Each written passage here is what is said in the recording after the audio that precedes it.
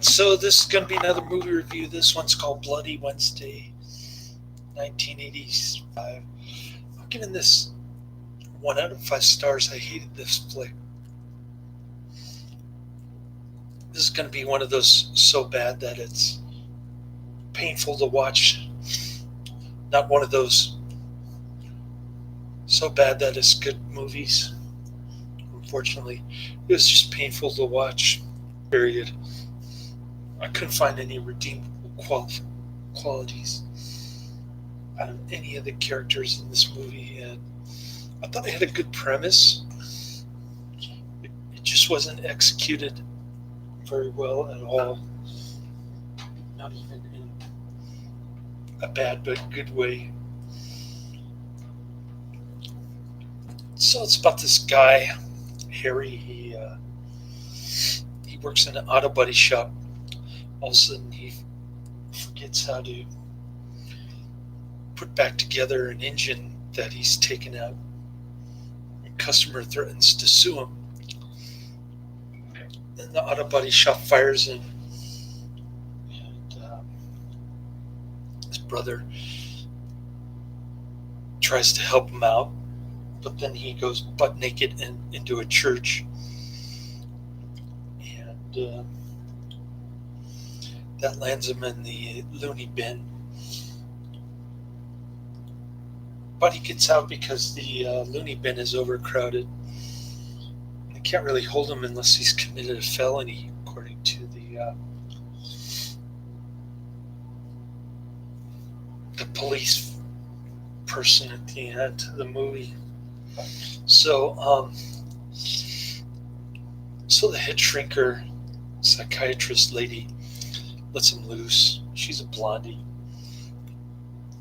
and she has regrets about it throughout the movie.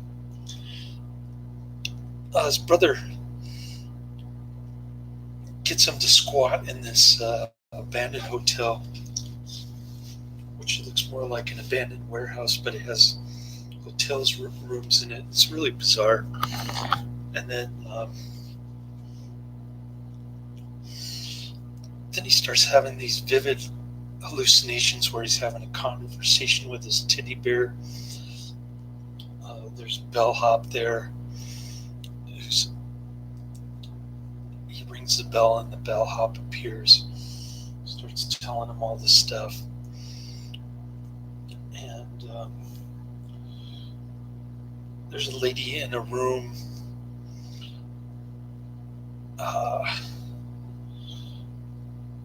There's a guy who supposedly committed suicide, but his bodyguard pushed him out the window.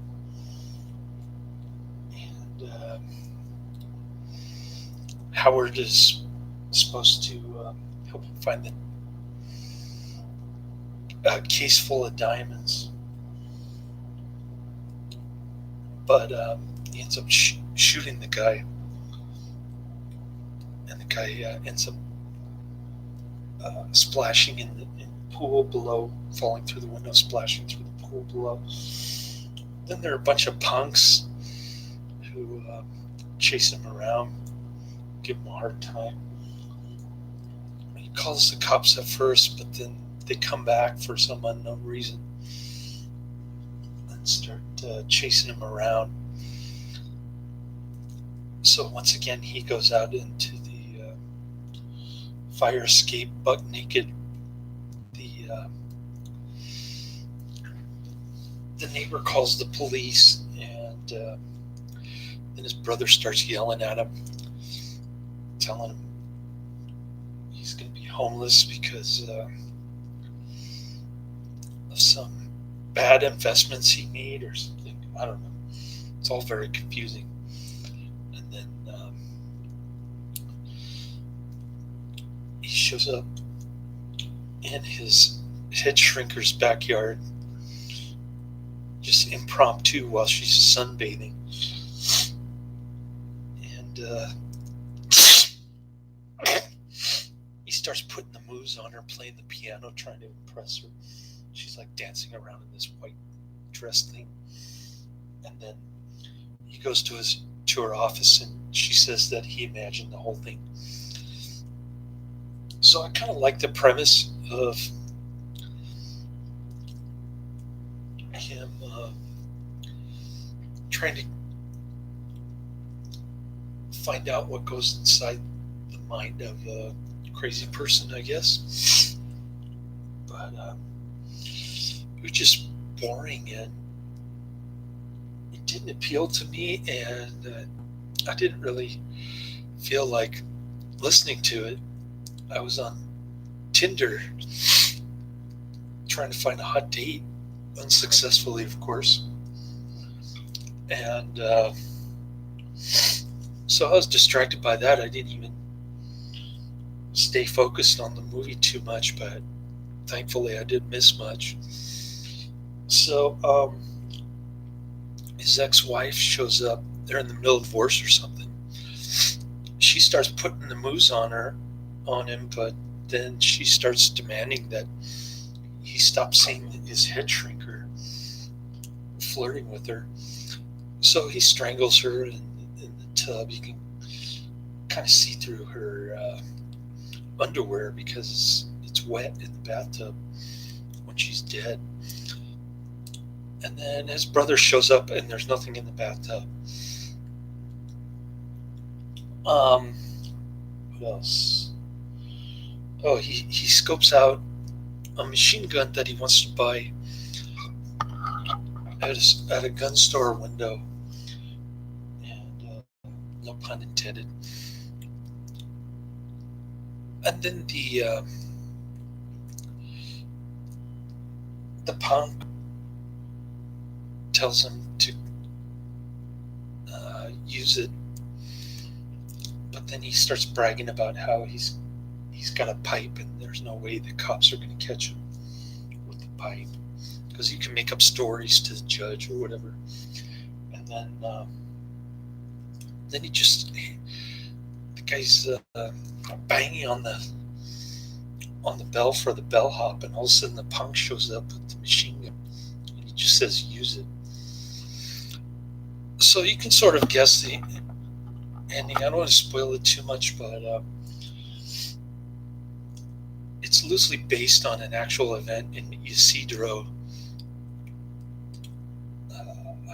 California. So I won't go into too many details because, like I said, I don't want to spoil the ending. But let's just say the ending is disappointing. And not a good flick. Skip it, don't watch it. And that's the end of my review. Laters.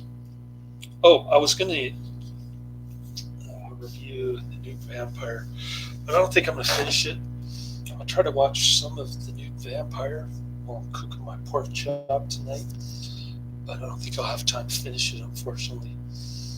Just I thought I was going to do 3 reviews today, and that was my goal, but I just ran out of time. Partly because there are bonus features on this disc. There's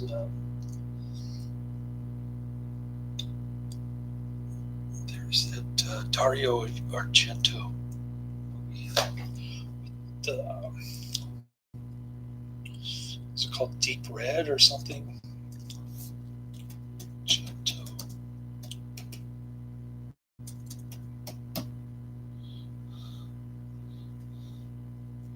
Dario Argento. Deep Red. I got the movie right. I haven't seen that movie in a long time, but I love that flick. It's got a little clip of David Hemming being chased by the murderer and barely escaping getting murdered himself. That was pretty cool. And there are a couple other B movies clips on the bonus features, so that kind of set me back a little bit, unfortunately. Probably could have finished The New Vampire if it hadn't been for the disc bonus features, which were rather long, unfortunately. I wasn't expecting that, but anyways, sorry about that. I'll try to watch some more of the Nude Vampire, which is kind of weird. It's like watching a Jodorowsky flick, if you know what I mean. But kind of looking forward to reviewing that one. Anything from 1970 can't be all that bad. So yeah, this one's definitely a weird flick, The Nude Vampire. So I'll try to get it through as much as I can while I'm cooking this pork chop here later.